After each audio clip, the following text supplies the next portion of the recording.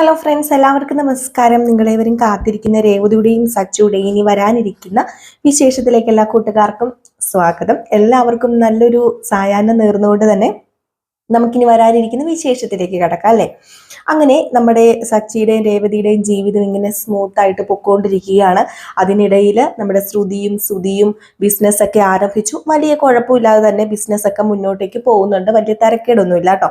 അപ്പൊ ഇതിന്റെ കൂടെ തന്നെ ഇനിയിപ്പോ നമ്മുടെ വർഷയും ശ്രീകാന്തും കൂടെ ഒരു ഹോട്ടലും കൂടെ, അതായത് ഒരു റെസ്റ്റോറൻറ്റും കൂടെ തുടങ്ങുന്നുണ്ട് കേട്ടോ. അപ്പം ആ ഒരു കാര്യം കൂടെ ഉടനെ നടക്കാനുള്ളത് തന്നെയാണ്.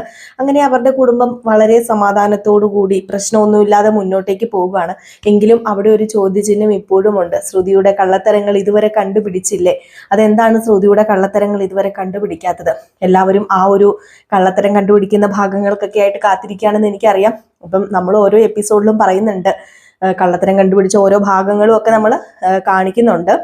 പക്ഷെ പൂർണ്ണമായിട്ട് നമ്മുടെ ശ്രുതിയുടെ കള്ളത്തരം കണ്ടുപിടിക്കാൻ ഇനിയിപ്പോൾ ഒരു കുറച്ച് നാളുകൂടിയൊക്കെ ഇരിക്കേണ്ടി വരും കേട്ടോ, കാത്തിരിക്കേണ്ടി വരും. എങ്കിൽ പോലും ചന്ദ്രയ്ക്ക് മനസ്സിലാകുന്നുണ്ട് നമ്മുടെ ചന്ദ്രയെ തട്ടിച്ചും വെട്ടിച്ചും തന്നെയാണ് ശ്രുതി നടക്കുന്നത് എന്ന്.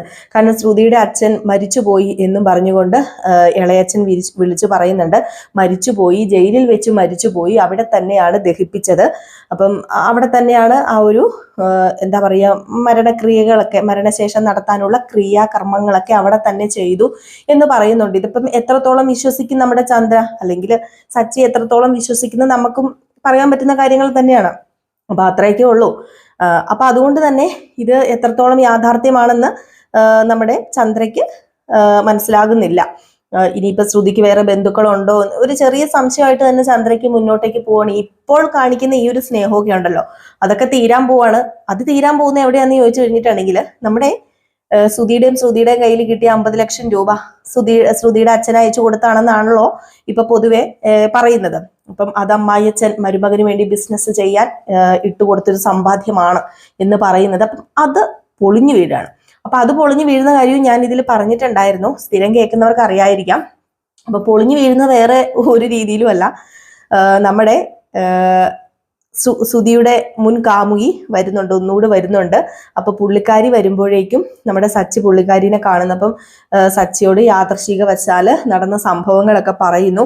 അപ്പോഴാണ് ഇയാളാണ് എന്നെ തട്ടിച്ചു വെട്ടിച്ചുകൊണ്ട് പോയത്, ഇയാൾക്കാണ് ഞാൻ 50 ലക്ഷം രൂപ കൊടുത്തത് എന്നിങ്ങനെ സുധിയുടെ ഫോട്ടോ സഹിതം കാണിക്കുമ്പോഴാണ് അശ്വടാ, അപ്പൊ 50 ലക്ഷം രൂപ അവന് ഇവളുടെ കയ്യിൽ നിന്ന് മേടിച്ചുകൊണ്ട് വന്നതാണ്, എന്നിട്ടാണ് ശ്രുതിയുടെ അച്ഛനാണ് തന്നതെന്ന് കള്ളം പറഞ്ഞതെന്ന് ആ ഒരു സംഭവം അവിടെ തെളിയുകയും സച്ചി ചെന്ന് രവീന്ദ്രനോട് പറയുകയും ചന്ദ്രയെ അറിയുകയും ചന്ദ്ര ഭയങ്കരമായിട്ട് വയലന്റ് ആവുകയും ലാസ്റ്റ് എന്താ പറയാ, നമ്മുടെ രേവതിയും സച്ചിയൊക്കെ കൂടി തന്നെയാണ് പോട്ടെ, ഇനി സാരമില്ലാതെ അവർ കൊണ്ട് കളഞ്ഞില്ലല്ലോ, അവരിപ്പോ ഒരു ബിസിനസ് നടത്താൻ വേണ്ടിയാണല്ലോ ഉപയോഗിച്ചത്, പോട്ടെ സാരമില്ല എന്ന് തന്നെ പറഞ്ഞ് നമ്മുടെ ഈ ചന്ദ്രനെ സമാധാനിപ്പിക്കുന്നത് സച്ചി തന്നെയാണ്. എങ്കിലും സച്ചിനെ കണ്ടുകൂടാ കേട്ടോ, സച്ചിനെ ഇപ്പോഴൊന്നും കണ്ടുകൂടാ, ഒരിക്കലും സച്ചിനെ കണ്ടുകൂടാ.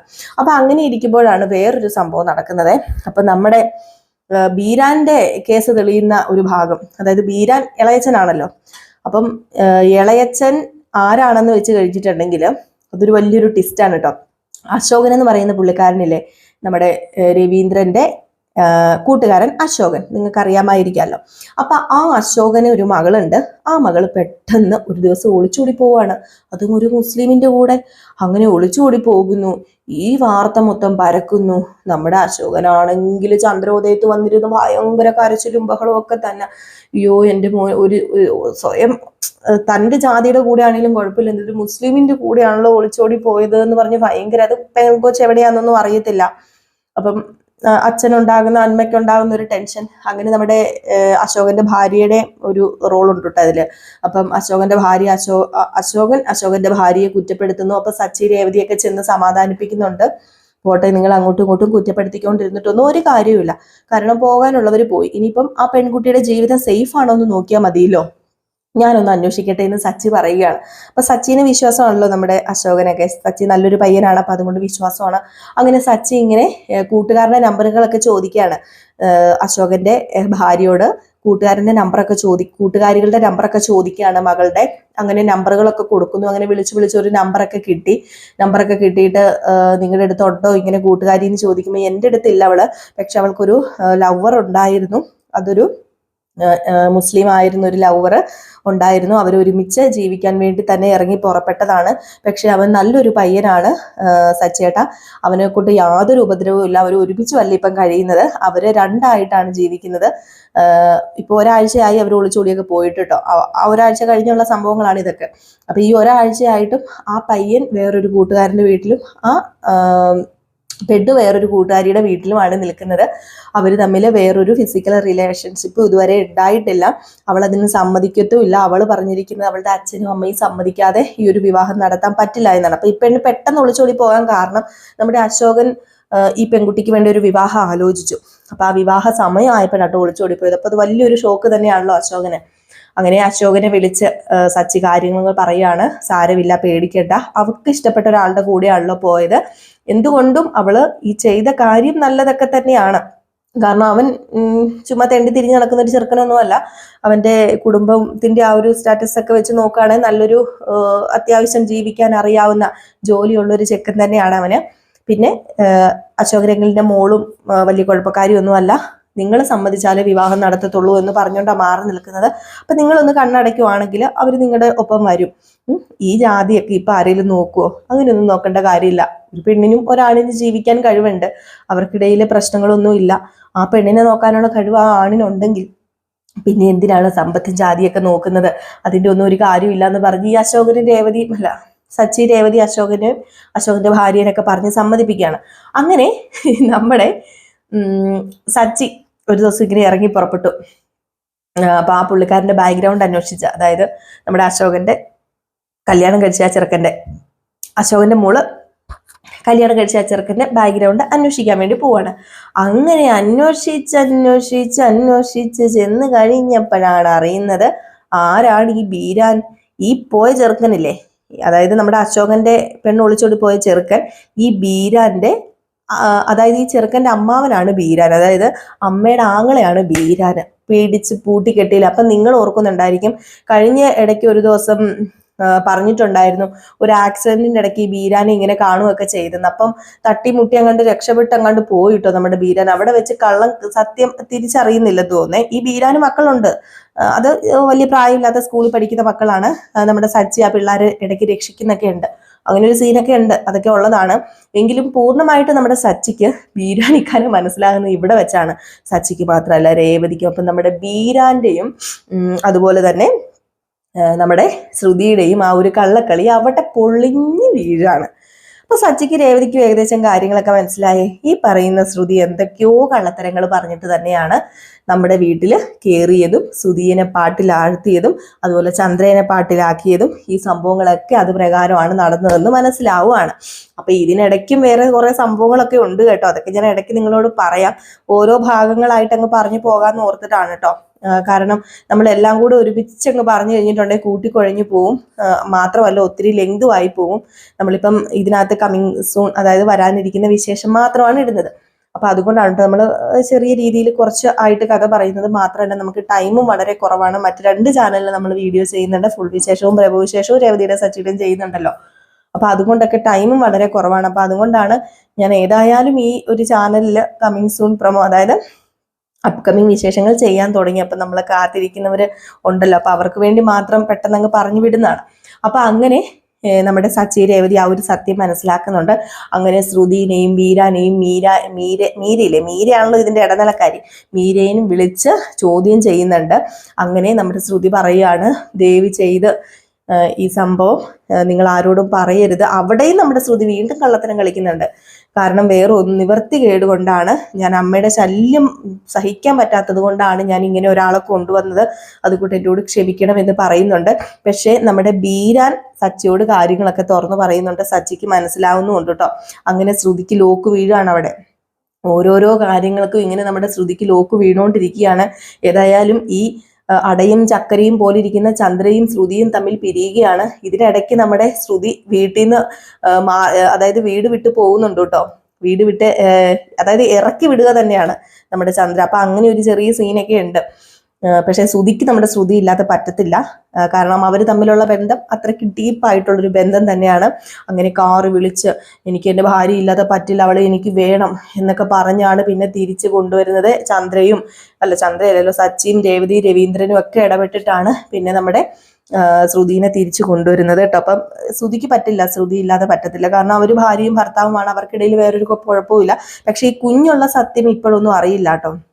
ഈ കുഞ്ഞുള്ള സത്യം അറിയുന്നത് ഇനിയും കുറച്ച് നാള് കാത്തിരിക്കണമായിരിക്കും നമ്മുടെ ശ്രുതി വിവാഹം കഴിഞ്ഞതാണെന്നും ഒരു കുഞ്ഞുണ്ടെന്നൊന്നും ഇപ്പൊ അറിയാൻ പോകുന്നില്ല കേട്ടോ. അപ്പൊ ഇതുപോലെയുള്ള കൊച്ചു കൊച്ചു നുണകൾ നമ്മുടെ ശ്രുതി പറഞ്ഞൊക്കെ കണ്ടുപിടിക്കും. അതൊക്കെ ശ്രുതിയുടെ നിലനിൽപ്പിനാണ്, ഞാനൊരു പാവപ്പെട്ട കുടുംബത്തിലെയാണ്, അതുകൊണ്ടാണ് എന്ന് സച്ചിയോടും രേവതിയോടും പറയും കേട്ടോ. അങ്ങനെ ഒരു ഭാഗമുണ്ട്. അതുപോലെ ചന്ദ്രയും അറിയും പാവപ്പെട്ട കുടുംബത്തിലെ തന്നെ ആയിരുന്നത്. പക്ഷെ ഇപ്പം പാവപ്പെട്ട കുടുംബത്തിലെ അല്ലല്ലോ, ഇപ്പം ബിസിനസ് ഒക്കെ നടത്തുന്നുണ്ട്. അപ്പം അതിന്റെ ആ ഒരു പ്രോഫിറ്റ് ഒക്കെ അവർക്ക് നല്ലതുപോലെ വരുന്നുണ്ട്. നമ്മുടെ ശ്രുതി നല്ലതുപോലെ തന്നെയാണ് ബിസിനസ് കൊണ്ടുപോകുന്നത്. ശ്രുതിയും കൂടെ ഉള്ളത് കൊണ്ടാണ്, ഇല്ലെങ്കിൽ ശ്രുതിക്ക് ഒറ്റയ്ക്ക് താങ്ങൂല കേട്ടോ. നമ്മുടെ ശ്രുതിക്ക് എന്താ പറയാ, ബിസിനസ് ചെയ്യാനുള്ള തന്ത്രമൊക്കെ അറിയാം. അപ്പം അവര് രണ്ടുപേരും കൂടെ ഉള്ളത് കൊണ്ടാണ് ആ ബിസിനസ് നന്നായിട്ട് പോകുന്നത്. അവര് എന്നാലും അബദ്ധങ്ങളിലൊക്കെ ചെന്ന് ചാടുന്നുണ്ട്. ഞാൻ കഴിഞ്ഞ ദിവസം നിങ്ങളോട് പറഞ്ഞായിരുന്നു, ഒരു എന്താ പറയാ, ഒരു ബീച്ചിനടുത്തൊരു ഹൗസ് മേടിക്കും, 10-30 ലക്ഷം രൂപ അവിടെ കൊണ്ട് തൊലച്ച് കളയും നമ്മുടെ ശ്രുതിയെ. ശ്രുതി പറയുന്നതാ വേണ്ട വേണ്ട, ഇപ്പൊ നമുക്ക് അതിന്റെ ആവശ്യമില്ലെന്ന്. പക്ഷെ ശ്രുതി നമുക്ക് മേടിക്കാന്ന് പറഞ്ഞ് ഈ ആക്രാന്തമാണല്ലോ ശ്രുതിക്ക്. എല്ലാവരും മേടിക്കുന്നതിന് മുമ്പ് ഫസ്റ്റ് എനിക്ക് വീട് മേടിക്കണം എന്നൊരു ചിന്ത. അതാ പറയുന്നത്, ക്ഷമ വേണം. അപ്പം അങ്ങനെയൊക്കെ കുറച്ച് വിശേഷങ്ങളൊക്കെ ഇനി കാണാനിരിപ്പുണ്ട് കേട്ടോ. അപ്പം ഞാനിതിൽ ഇത്രയും പറഞ്ഞുകൊണ്ട് നിർത്താണ്. ഇപ്പം സമയം കുറച്ചായി, നമ്മുടെ പിള്ളേരൊക്കെ വരാറായി. അപ്പോൾ കുറച്ച് സമയം കിട്ടിയപ്പോൾ ഞാൻ നിങ്ങളോട് ആയിട്ടെന്നാൽ പിന്നെ കുറച്ച് വിശേഷങ്ങളൊക്കെ പങ്കുവെക്കാമെന്ന് ഓർത്ത് വന്നതാണ് കേട്ടോ. അപ്പോൾ ഇതുപോലെ ഞാൻ ഇടയ്ക്ക് നിങ്ങളുടെ മുമ്പിൽ എത്തുന്നതായിരിക്കും. സ്ഥിരം വരാൻ പറ്റുമെന്ന് ഞാൻ ഉറപ്പ് തരുന്നില്ല. കാരണം ചിലപ്പം ഇന്ന് വന്നാൽ ചിലപ്പോൾ നാളെ വരില്ല. അപ്പം ഒന്നിടവിട്ടൊക്കെ ആയിരിക്കും നമ്മൾ ഇതിൽ വീഡിയോസ് ചെയ്യുന്നത്. ചിലപ്പം ഞാൻ സമയം കിട്ടുമെങ്കിൽ ഡെയിലി ചെയ്യും. അതായത് നാളെ സമയം ഉണ്ടെങ്കിൽ നാളെ ചെയ്യും. പിന്നെ ചിലപ്പോൾ നാളെ കഴിഞ്ഞ് ചിലപ്പോൾ സമയം കിട്ടിയെന്ന് വരില്ല. അപ്പം അങ്ങനെ ഇങ്ങനെയൊക്കെയാ കാര്യങ്ങൾ. പിന്നെ ഉണ്ടല്ലോ, നമ്മുടെ മെയിൻ ചാനലിൽ വന്ന് കുറച്ച് പേര് കമന്റ് ഇടുന്നുണ്ട്, ചിന്നു പറയുന്നതൊക്കെ തെറ്റാണ്.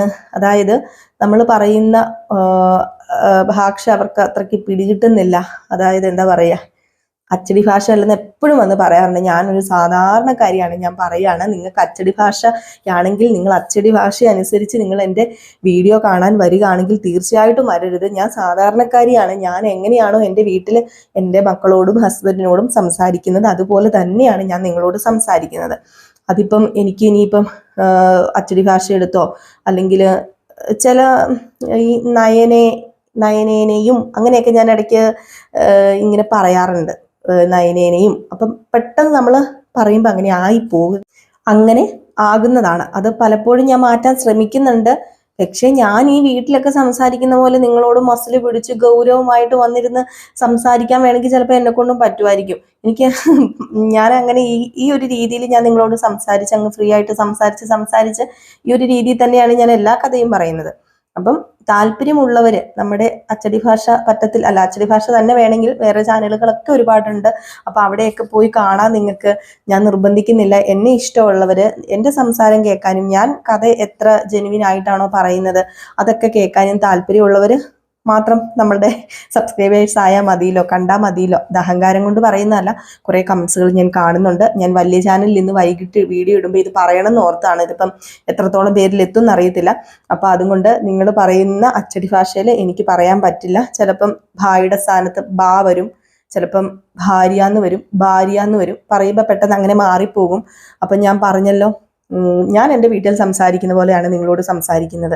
അല്ലാതെ ഇനിയിപ്പം പ്രത്യേകിച്ച് നിങ്ങളോട് സംസാരിക്കാൻ മാത്രം ഇച്ചിരി എന്നാൽ പിന്നെ തെറ്റുകൂടാതെ കറക്റ്റ് വേർഡെല്ലാം അടുപ്പിച്ച് വെച്ചൊന്നും പറയാൻ എന്നെ കൊണ്ട് പറ്റില്ല. അതുകൊണ്ടാണ് കേട്ടോ ഞാൻ പറഞ്ഞത്. അപ്പോൾ ഓക്കെ, ഞാൻ പോവാ. Tata bye bye. ഒരു ലൈക്ക് അടിച്ചിട്ട് പോകാൻ മറക്കരുത് ഇഷ്ടപ്പെടുകയാണെങ്കിലേ.